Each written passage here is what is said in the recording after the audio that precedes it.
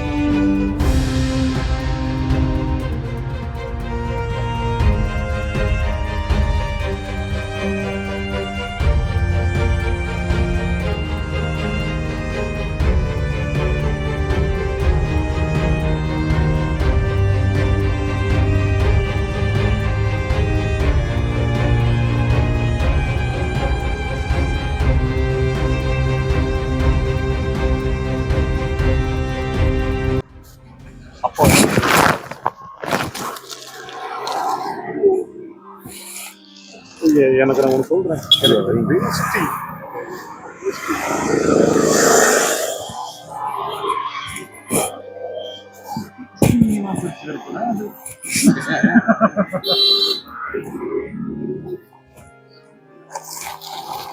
ஓம் நம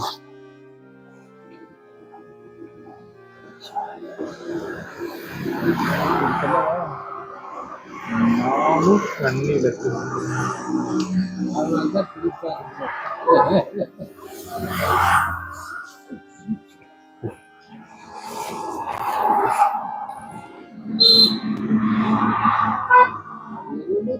கண்ணி ராசியில பிறக்கிறத கண்ணி லக்னத்துல பிறந்தா எல்லாரும் அவங்க கிட்ட வந்துட்டு பயங்கரமா அட்ராக்ட் ஆயிடுவாங்களாம்.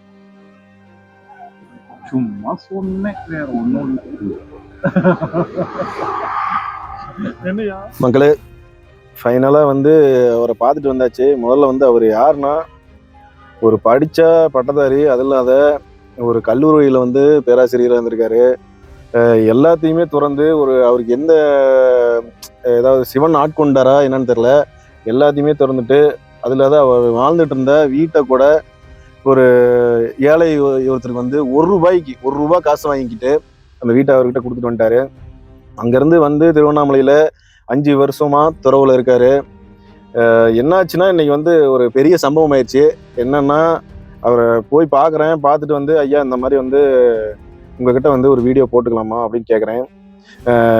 ஐயோ சரி கேட்டு போடுப்பா அப்படின்னாரு. அப்புறமேட்டு உடனே என்னன்றாரு, நான் கேட்குறேன் ஐயா உங்க பேர் வந்து நாகராஜன்னா இல்லை வந்து இப்போ வந்து மக்களால் வந்து வேற ஏதாவது பேர் வச்சு கூப்பிடுறாங்களா அப்படின்னு கேட்டேன். அதுக்கு வந்து அவர் என்ன சொன்னார்னா, உன் பேர் என்ன அப்படின்னு கேட்குறாரு. ஐயா என் பேர் சரவணங்க அப்படின்னேன். இல்லைப்பா உன் பேர் சரவணன் கிடையாது அப்படின்றாரு.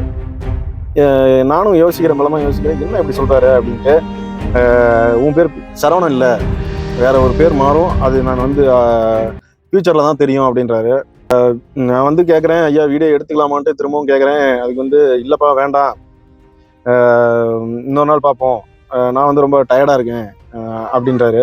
ஏன்னா இது எல்லாத்துக்குமே வந்து வீடியோ பேசியிருக்காரு, நிறைய கருத்துக்கள்லாம் சொல்லியிருக்காரு அப்படின்னு கேட்குறேன். நினச்சேன் என்னன்னா அந்த மாதிரிலாம் பேசியிருக்காரு, ஏன் நமக்கு வந்து வேணான்றாரு அப்படின்னு நினச்சேன். அப்புறம் தான் தெரியுது வந்து நீ யாருன்னு முதல்ல தெரிஞ்சுக்கோ, அப்புறம்லாம் வந்து இந்த யூடியூபோ அந்த மாதிரி வந்து நீ வந்துட்டு ட்ரெண்ட் ஆகிக்கோ அப்படின்னாரு. ஐயா இந்த வார்த்தையை வந்து ஏற்கனவே வந்து ஒருத்தர்கிட்ட இருந்து நான் கேட்டுட்டேங்க ஐயா அப்படின்னேன். எப்படி யாருக்கு சொன்னாங்க அப்படின்னு கேட்டாரு.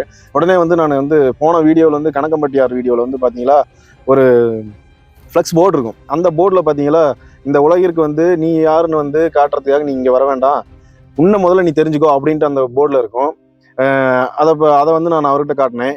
பார்த்துக்கோ இதுதான் வந்து நடந்துட்டு இருக்கு, நீ வந்து உன்னை நீ சரி பண்ணிக்கோ அப்படின்னாரு. என்னன்னு தெரில, என் சைடில் ஏதோ தப்பு இருக்கா என்னன்னு தெரில. அதனால வந்து நான் வந்து வீடியோ எடுக்கணுங்கிற இன்ட்ரெஸ்டே போயிடுச்சு. கேமராலாம் வச்சுட்டு நான் பாட்டுக்கு வந்து அவர்கிட்ட பேச ஆரம்பித்தேன். கிட்டத்தட்ட வந்து காலையில் 11 மணிக்கு அவர்கிட்ட வந்து பேச ஆரம்பித்தேன். அது வந்து அப்படியே தொடர்ந்து பார்த்தீங்களா ஈவினிங் வந்து ஒரு 4 மணி வரைக்கும் அவர்கிட்ட பேசிட்டு இருக்கோம். இடையில வந்து அவர் வந்து சாப்பிட்றாரு. சாப்பிட்ற கேப்பில் வந்து நாங்கள் என்ன பண்ணுறோம், சும்மா உட்காந்துட்டு நான் பாட்டு பேசிட்டு இருக்கேன். ஒருத்தர் இருந்தார், அவர் பெரியவர் ஒருத்தர் இருந்தார், அவர்கிட்ட பேசிட்டு இருக்கேன். 4 மணி ஆகுது. 4 மணி வரைக்கும் அவர்கிட்ட பேசி அவர் வந்து என்னென்ன இதில் வந்து கிட்டத்தட்ட ஒரு 10-20 கண்டென்ட் போட்டுருக்கலாம் தான். நான் பார்ட் 1 பார்ட் 2 பார்ட் 3 போட்டுருக்கலாம்.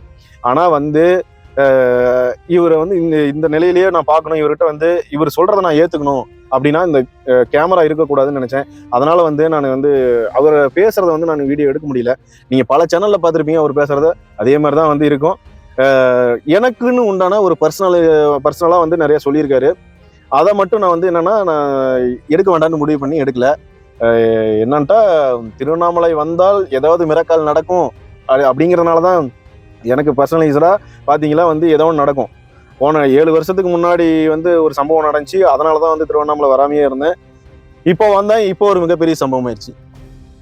எனவே வந்து இந்த விளாகை பொறுத்த வரைக்கும் எனக்கு தனிப்பட்ட முறையில் நிறைய சந்தேகங்கள் இருந்துச்சு, அதெல்லாம் சரி பண்ணாரு, சொல்லி கொடுத்தாரு. நிறைய பேசணும், குண்டலினி, வாசி, சரக்கலைனா என்ன, தியான நிலைனா என்ன, யோக நிலைனா என்ன, சித்த நிலைனா என்ன, துறவு நிலைனா என்ன, எல்லாத்தையுமே வந்து அவர் சொன்னாரு. இன்னும் நிறைய வந்து சீக்ரெட்ஸ்லாம் வந்து சொன்னாரு. அதெல்லாம் வந்து வீடியோஸ்ல வந்து வேண்டாம் அப்படிங்கிற மாதிரி அவர் வந்து ஆரம்பத்திலேயே வந்து அதெல்லாம் ஒரு சூட்சமமா சொன்னதுனால தான் வந்து நான் வந்து வீடியோஸ் எடுக்க முடியல. இந்த வீடியோ உங்களுக்கு பிடிச்சிருந்தா லைக் பண்ணுங்க, கமெண்ட் பண்ணுங்க, சப்ஸ்கிரைப் பண்ணுங்க. மீண்டும் வேற ஒரு விளாக்ல உங்களை சந்திக்கிறேன். அதுவரை உங்களிடமிருந்து விடைபெறுவது உங்கள் ஜேபி.